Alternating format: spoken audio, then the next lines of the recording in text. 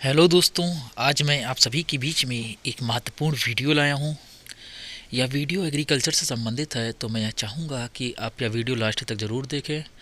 अगर वीडियो आपको पसंद आए तो कृपया वीडियो को लाइक कीजिए, चैनल पर नए हैं तो चैनल को सब्सक्राइब कीजिए। दोस्तों, आज के इस वीडियो में हम लोग जो है सॉइल साइंस का पार्ट 10 देखने वाले हैं। इसके अंतर्गत हम लोग जो है फास्फेटिक उर्वरक और पोटास को देखेंगे। तो दोस्तों, आप मेरे और भी वीडियो देखने के लिए आप चैनल पर जाकर देख सकते हैं। तो चलिए बिना टाइम गवाए वीडियो को शुरू करते हैं। वीडियो पसंद आए तो वीडियो को लाइक कीजिए, चैनल पर नए हैं तो चैनल को सब्सक्राइब कीजिए। तो चलिए वीडियो को शुरू करते हैं। फास्फेटिक उर्वरक। इन उर्वरकों में जो फास्फोरस है वो ऑक्सीकृत रूप P2O5 में पाया जाता है।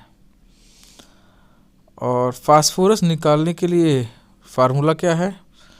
P2O5 into 0.43। और P2O5 को फास्फोरस में बदलने का सूत्र है। और फास्फोरस को P2O5 में बदलने का सूत्र क्या है? तो P2O5 equal to phosphorus into 2.29। इससे हम क्या करते हैं, फास्फोरस को P2O5 में बदलते हैं। और पहले वाले से क्या करते थे, P2O5 को फास्फोरस में बदलते थे। और फास्फोरस उर्वरकों का स्रोत क्या है? तो फास्फोरस जो उर्वरक हैं उनका स्रोत रॉक फॉस्फेट व फास्फोरिक अम्ल होता है। तो फास्फेटिक उर्वरक में क्या होता है, फास्फोरस ऑक्सीकृत रूप में P2O5 में जो है पाया जाता है। अब फास्फेटिक उर्वरकों को फसलों को उपलब्धता और घुलनशीलता के आधार पर निम्न समूहों में वर्गीकृत किया गया है। जैसे ये आता है जल में घुलनशील फास्फेटिक अम्ल युक्त फास्फेटिक उर्वरक। तो ये उर्वरक जो है mono calcium phosphate Ca bracket में H2PO4 का होल ट्वाइस या अमोनियम फास्फेट के रूप में जो है उपलब्ध होते हैं। तो किस में होते हैं? मोनो कैल्शियम फास्फेट या फिर अमोनियम फास्फेट के रूप में ये उपलब्ध होते हैं। और सिंगल सुपर फास्फेट SSP या सामान्य सुपर फास्फेट, उसके बाद डबल सुपर फास्फेट और triple super phosphate, ammonium phosphate, mono ammonium phosphate और डाई अमोनियम फास्फेट हैं। तो जल में घुलनशील फास्फेटिक अम्ल युक्त जो है फास्फेटिक उर्वरक में क्या है, ये उर्वरक मोनो कैल्शियम फास्फेट या अमोनियम फास्फेट के रूप में उपलब्ध होते हैं। तो इसमें सिंगल सुपर फास्फेट SSP या सामान्य सुपर फास्फेट जिसको कहते हैं, और डबल सुपर फास्फेट आता है, ट्रिपल सुपर फास्फेट आता है, अमोनियम फास्फेट आता है, मोनो अमोनियम फास्फेट आता है और डाई अमोनियम फास्फेट DAP आता है। फिर आता है साइट्रिक अम्ल में घुलनशील फास्फेटिक उर्वरक, फास्फोरिक अम्ल युक्त फास्फेटिक उर्वरक। तो साइट्रिक अम्ल में घुलनशील में क्या होता है, ये उर्वरक साइट्रेट में घुलनशील फास्फोरिक अम्ल Ca2 ब्रैकेट में H2PO4 का होल ट्वाइस या डाई कैल्शियम फास्फेट के रूप में होते हैं। तो ये उर्वरक किस में होते हैं? साइट्रेट में घुलनशील फास्फेटिक उर्वरक या डाई कैल्शियम फास्फेट के रूप में होते हैं। और ये जो है भूमि में मोनो कैल्शियम फास्फेट में बदल जाते हैं। तो भूमि में किस में बदलते हैं? मोनो कैल्शियम फास्फेट में। और बेसिक स्लैग और डाई कैल्शियम फास्फेट आता है इसमें। तो साइट्रिक अम्ल में घुलनशील फास्फेटिक अम्ल युक्त फास्फेटिक उर्वरक में कौन सा आता है? Basic slag die calcium phosphate आते हैं। और ये जो है भूमि में मोनो कैल्शियम फास्फेट में बदल जाते हैं।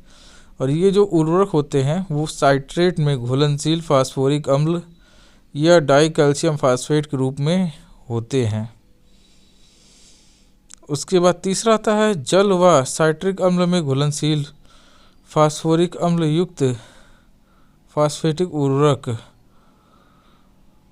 तो इसमें जो है ट्राई कैल्शियम फास्फेट फास्फोरस के रूप में होते हैं। रॉक फास्फेट आता है जो कि अति अम्लीय मृदाओं में प्रयुक्त होता है। रॉ बोन मील और स्टीम्ड बोन मील है। तो जल व साइट्रिक अम्ल में घुलनशील अघुलनशील जो है फास्फोरिक अम्ल युक्त जो फास्फेटिक उर्वरक में कौन सा आता है, इनमें ट्राई कैल्शियम फास्फेट फास्फोरस के रूप में होते हैं। रॉक फास्फेट आता है जो कि अति अम्लीय मृदाओं में प्रयुक्त रॉक बोन मील तथा स्टीम्ड बोन मील आता है। अब आते हैं बायो सुपर। तो बायो सुपर में क्या होता है, कार्बनिक फास्फोरस उर्वरक है। बायो सुपर क्या है, कार्बनिक फास्फोरस उर्वरक है। बायो सुपर जो है रॉक फास्फेट गंधक प्लस ऑक्सीकृत जो है जीवाणु, जिसको थायोबैसिलस कहते हैं, का मिश्रण है। तो बायो सुपर क्या है, रॉक फास्फेट प्लस गंधक प्लस ऑक्सीकृत जीवाणु थायोबैसिलस का मिश्रण है।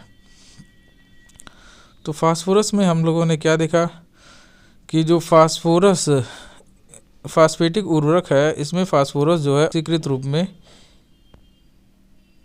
P2O5 में पाया जाता है। और फास्फोरस को मतलब P2O5 में बदलना हो तो हम क्या करेंगे, P2O5 equal to phosphorus into 2.29, और वहीं P2O5 को फास्फोरस में बदलना तो P2O5 इंटू जो होता है 0.43 का प्रयोग करते हैं।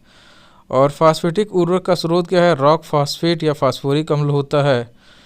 और फास्फेटिक उर्वरकों के फसलों की उपलब्धता और घुलनशीलता के आधार पर निम्न समूहों में इनको जैसे बांटा गया था। जल में घुलनशील फास्फेटिक उर्वरक था, साइट्रिक अम्ल में घुलनशील फास्फोरिक अम्ल युक्त फास्फेटिक उर्वरक, और उसके बाद जल एवं साइट्रिक अम्ल में अघुलनशील फास्फोरिक अम्ल युक्त फास्फेटिक उर्वरक। तो जल में घुलनशील फास्फोरिक अम्ल युक्त फास्फेटिक उर्वरक में क्या होता है, इसमें सिंगल सुपर फास्फेट आते हैं, double super phosphate, triple phosphate, ammonium phosphate, mono ammonium phosphate. और साइट्रिक अम्ल में घुलनशील फास्फोरिक अम्ल युक्त फास्फेटिक उर्वरक में क्या होता है, इसमें बेसिक स्लेग आता है, डाई कैल्शियम फास्फेट आता है, और ये भूमि में मोनो कैल्शियम फास्फेट में बदल जाते हैं। और जल व साइट्रिक अम्ल में अघुलनशील फास्फोरिक अम्ल युक्त फास्फेटिक उर्वरक में कौन आते हैं, तो रॉक फास्फेट आता है, रॉक बोन मील आता है, स्टीम्ड बोन मील आता है। और उसके बाद बायो सुपर में क्या होते हैं, तो बायो सुपर जो है रॉक फास्फेट प्लस गंधक प्लस ऑक्सीकृत जीवाणु का मिश्रण है। यह जो है कार्बनिक फास्फोरस उर्वरक है। अब अगला आता है पोटैशिक उर्वरक। तो पोटाश युक्त उर्वरकों में पोटाश जो है ऑक्सीकृत अवस्था में K2O में पाई जाती है। पोटाश उर्वरक मुख्यतः विदेशों से आयात किए जाते हैं, वह भारत में निर्मित नहीं होते हैं। भारतीय मृदाओं में पोटाश की अधिकता पाई जाती है, इसलिए इसका कम प्रयोग होता है। और पोटाश का और K2O5 का जो है पोटाश में बदलने का सूत्र क्या है, तो पोटाश के इक्वल होता है K2O, हम शायद K2O5 बोलते हैं, वो गलत है। वहाँ पे K2O को K में बदलने यानी कि पोटाश में बदलने का सूत्र क्या है, तो K बराबर क्या है, K2O इंटू जो है 0.83। और अगर हमें वही K2O में वापस बदलना हो पोटाश को, पोटेशियम ऑक्साइड, तो इसमें जो है K% इंटू जो है 1.2 होता है।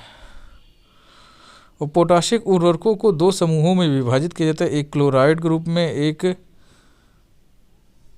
क्लोराइड के रूप में और एक क्लोराइड रहित के रूप में।